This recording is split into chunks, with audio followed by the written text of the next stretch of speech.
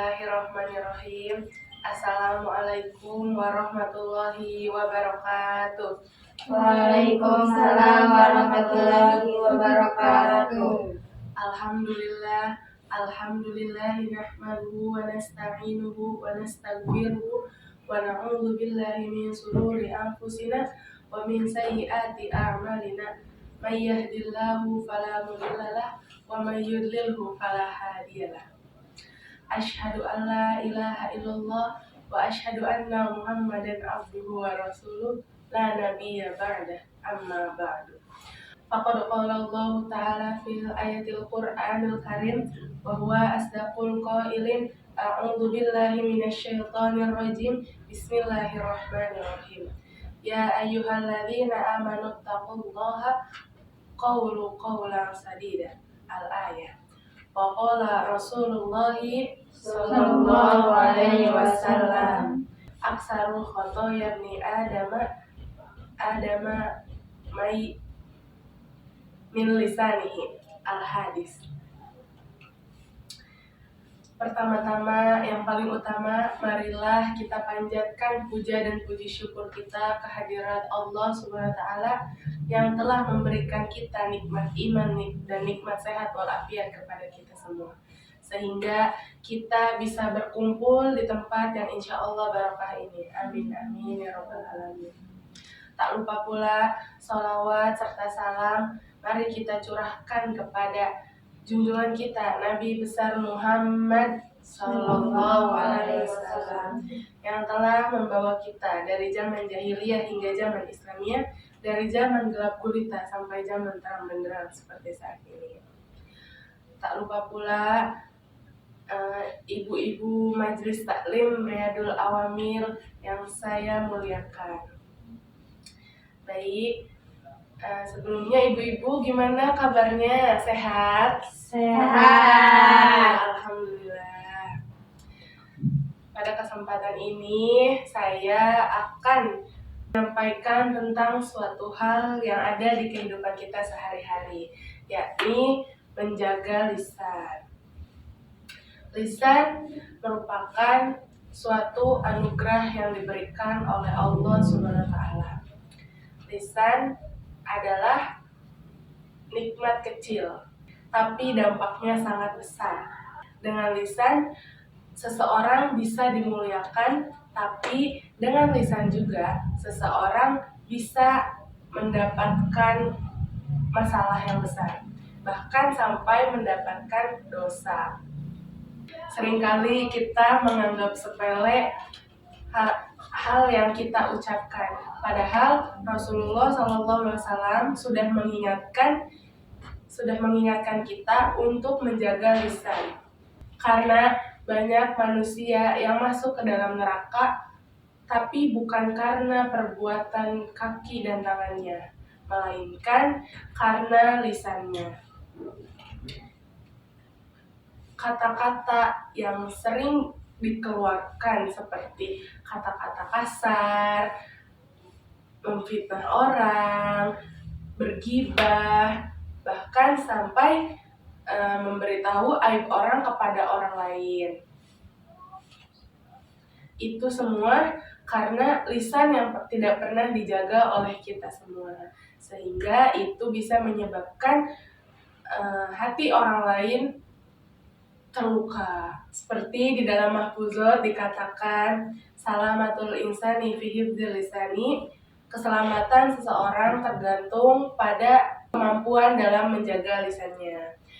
Yang artinya dimana ketika kita mendapatkan banyak masalah, pertengkaran atau bahkan permusuhan dengan teman-teman kita, itu karena kita tidak menjaga lisan kita.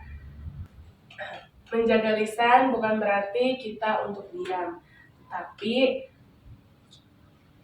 tetapi memilih untuk berkata sopan, baik, jujur, dan bermanfaat untuk orang lain. Jika ucapan kita belum bisa membawa kebaikan, lebih baik tidak kita ucapkan.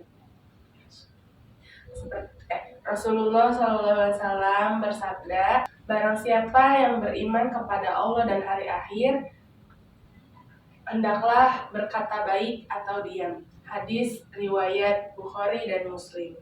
Hadirin ibu-ibu sekalian, lisan adalah anugerah yang diberikan oleh Allah Subhanahu wa taala kepada kita semua. Sehingga dengan adanya lisan kita bisa menyampaikan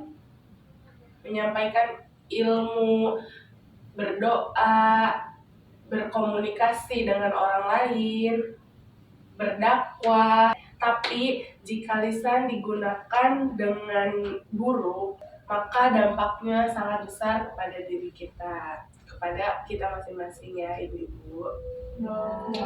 Seperti di dalam pepatah dikatakan, lidah lebih tajam daripada pedang, yang dimana perkataan kita